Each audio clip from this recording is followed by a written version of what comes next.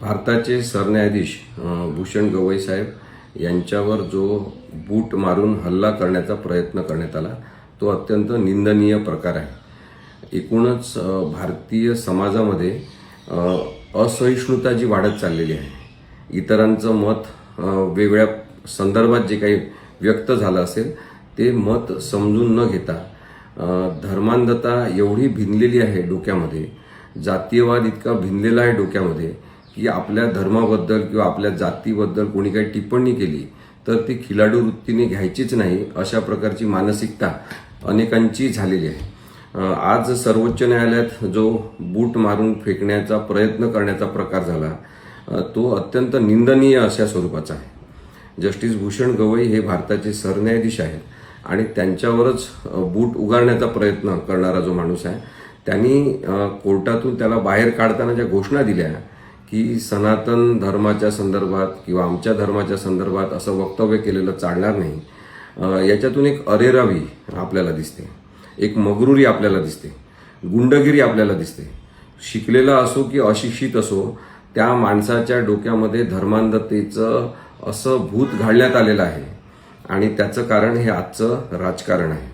आपण पाहतो की अगदी राजकीय लोकांच्या बेताल वक्तव्यांपासून क्रिकेटच्या मैदानापर्यंत आणि आता सरन्यायाधीशांवर बूट उगारण्याच्या प्रक्रियेपर्यंत सुद्धा असहिष्णुता जी वाढलेली आहे ती अत्यंत घातक आहे, ती हिंसक मार्गावर आलेली आहे। इतरांसोबत आपण हिंसा केली म्हणजे आपण फार महान आहोत अशा प्रकारचा जो आविर्भाव निर्माण झालेला आहे, त्याच्यातून कायद्याच्या समोर अनेक प्रश्न निर्माण झालेले आहेत, न्यायाच्या व्यवस्थेसमोर अनेक प्रश्न निर्माण झालेले आहेत आणि इंडिपेंडंट व्यवस्था म्हणून, स्वतंत्र व्यवस्था म्हणून आपण न्यायव्यवस्था निर्माण झाल्याचं पाहतो।